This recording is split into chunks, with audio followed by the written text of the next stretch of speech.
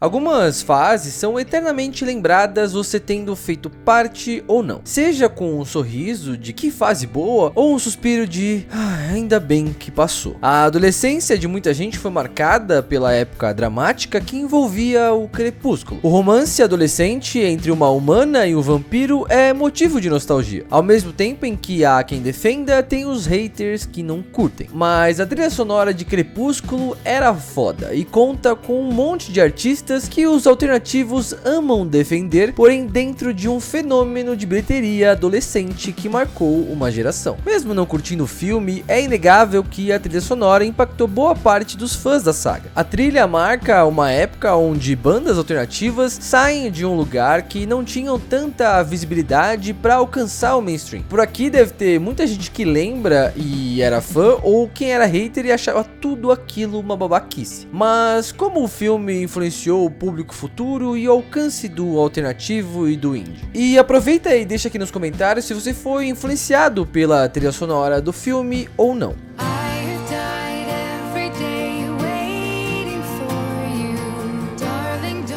Mesmo que ainda não tenha assistido a nenhum filme do Crepúsculo, você certamente já ouviu falar da saga. Para quem não tem ideia do que se tratava, a gente vai fazer um breve resumo aqui para contextualizar. A saga de 5 filmes partiu dos 4 livros de Stephenie Meyer, com o primeiro publicado em 2005. Já os filmes começaram a sair em 2008. Eles contam a história de Bella, uma adolescente que tem os pais separados e mora com a sua mãe. Quando Bella vai passar um tempo com seu pai em uma cidade do interior dos Estados Unidos, ela passa a frequentar a escola local e fazer novas amizades, até conhecer Edward, um garoto da mesma escola e todo misterioso. Com seu estilo de bad boy, ele é aquele tipo de garoto galã que deixa todas as meninas do colégio gamadas por ele, e não é diferente com a Bella. Mas o que ela não sabe, porém já não é segredo pra gente telespectador, mesmo pra quem nunca tenha assistido, é que o Edward é um vampiro que brilha. Aí o filme se passa nesse desenrolar dela descobrindo esse segredo, ao mesmo tempo que é apaixonada por ele desde a primeira vista e tenta viver esse romance, mesmo sabendo que ele pode matá-la a qualquer momento. Resumindo, essa é a história da saga.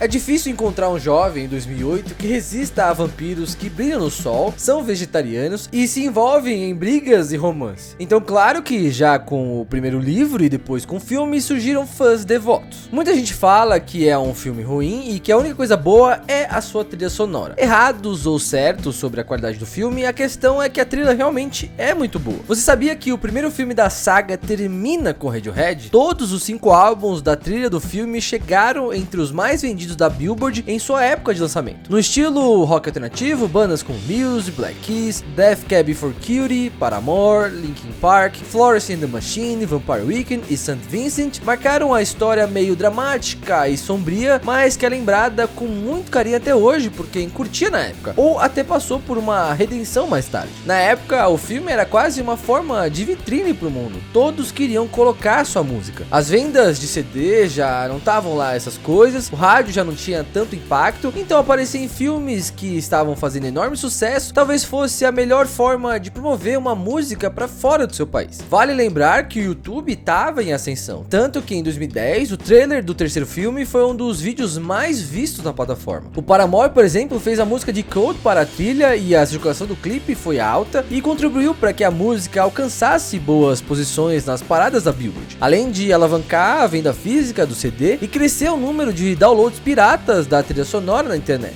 Não era nenhuma novidade uma trilha sonora fazer sucesso, até mesmo aqui no Brasil as novelas sempre bombaram músicas, por exemplo, mas era meio doido ver tanto adolescente curtindo músicas alternativas justamente dentro de um sucesso adolescente como foi esse. Era quase inesperado para quem falava mal dos filmes perceber que aqueles artistas estavam na trilha, que eles nem foram ouvir, claro, só alguém que disse para eles. Momentos assim já tinham acontecido antes, como a exposição de várias bandas na série adolescente The O.C., mas Crepúsculo chegou a um novo nível de alcance. Os discos de trilha sempre foram bem impactantes e a de Lua Nova, segundo filme da saga, talvez seja o que mais gerou impacto por conter músicas feitas exclusivamente para o filme e uma seleção impecável de artistas, chegando a ocupar o topo das paradas de vendas de disco da Billboard uma semana após seu lançamento. A obra impulsionou diversas bandas da cena independente a subir no mainstream. O Muse talvez seja a que mais se destacou quanto ao seu crescimento, tanto que o baixista, o Chris Wolstenholme, chegou a dizer em 2010 que a banda vendeu a alma pro Crepúsculo. Mas antes mesmo deles aparecerem no filme, eles já eram bem grandes, mas acabaram crescendo pro público mais jovem. Afinal, os caras tocavam desde 94 e fizeram bons discos como o Absolution e o Black Holes and Revelations. A influência da banda pra autora foi tanto que, segundo ela, se não fosse pelos deuses do rock, como ela os chama, algumas cenas e tramas na história não existiriam. Apenas pra destacar aqui, outras bandas que serviram de influências pra ela foram My Chemical Romance, The Strokes e Arcade Fire. Acho que isso explica um pouco do porquê os filmes têm essa aura um pouco mais sombria, né? Com todo esse amor pelo Muse, a autora incluiu logo 3 músicas na saga. Supermassive Black Hole no primeiro, que de cara já teve um enorme sucesso e uma puta música, I Belong to You no segundo e Neutron Star Collision Love is Forever no terceiro. Eles conseguiram chegar ao público norte-americano, desejo antigo deles, e foram além disso conquistando o público mundial. O impacto da cena de beisebol do primeiro filme com a música de fundo é realmente memorável. Não há adolescente crescido na época que não faça a associação da música Supermassive Black Hole com o filme. É válido até abrir um parênteses para destacar que a trilha conversa a mesma língua e conta a mesma narrativa do filme. Imagina se no meio dessa cena clássica do beisebol tivesse tocando alguma outra música que não fosse a do Muse e tocasse alguma do Evanescence, ou indo mais fora da curva, algum pop ou alguma outra música da trilha. Meio que assim, não ia encaixar muito bem. A música realmente passa o sentimento exato daquele momento, dando um peso maior ainda pra cena. O Paramore é outra. A ideia de colaborar com o filme veio da própria Hayley Williams, que já gostava do livro, e foi atrás da produção, querendo fazer parte do projeto de alguma forma. Em 2007, a banda lançou seu segundo álbum, Riot, que já tiraram eles da cena underground e colocaram no mainstream com o sucesso das músicas Misery Business, Crush Crush Crush e That's What You Get. No ano seguinte, a banda lançou o clipe de The Code, que se passa na mesma floresta que serviu de cenário do filme, e foi a principal música usada para divulgação. Já a Caught Myself acabou meio que passando ofuscada diante de todo o sucesso de The Code. Naquela busca de colaborar com o filme, a Hayley havia dito que a música era certa para a história e sabia que os fãs da banda iriam curtir. Dito e feito, o público alternativo do Paramore e da outras bandas que participaram da trilha assistiram, e quem não conhecia foi atrás das bandas. Não à toa, eles marcaram a segunda metade dos anos 2000 com rock alternativo misturado com o pop punk.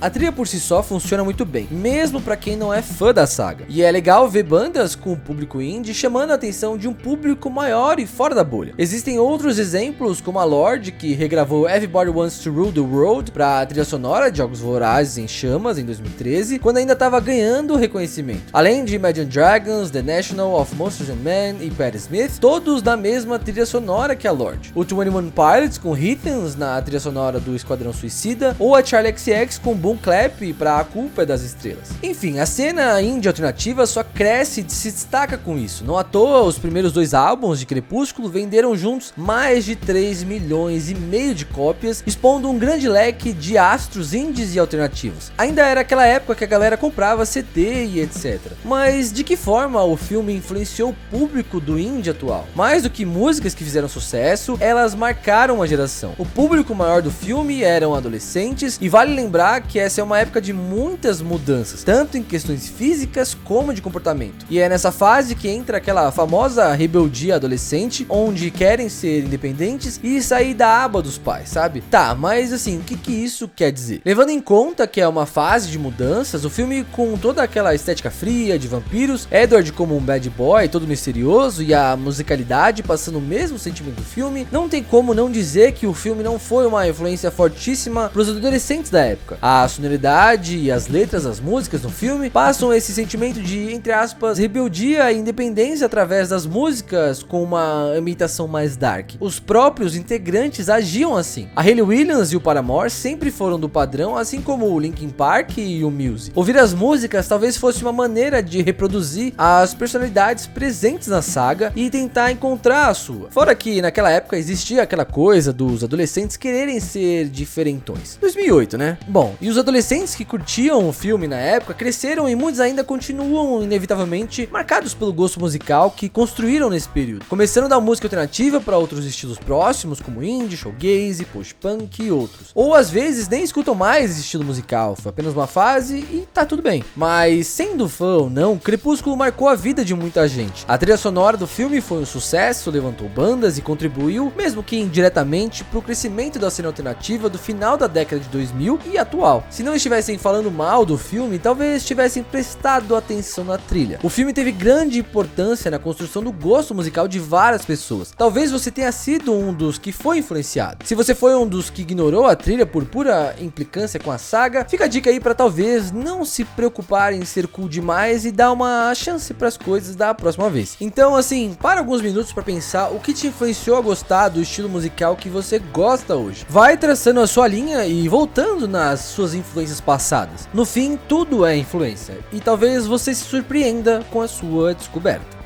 Pra gente continuar seguindo com o projeto, você pode apoiar e ajudar o Minuto Indie com a sua própria contribuição. A chave Pix do canal é minutoindie@gmail.com, mas só se você puder e quiser. E muito obrigado por assistir o vídeo até aqui. Rapaziada, passando para deixar um recado bem bacana aqui para vocês. Caso você não saiba ainda, nós do Minuto Indie temos uma newsletter muito bacana e semanal. Caso você queira receber ela é gratuita e o link vai estar na descrição. Então, mano, cola lá para você receber vários conteúdos exclusivos lá no seu e-mail, tudo bonitinho, feito pela gente com muito amor e carinho. Demorou?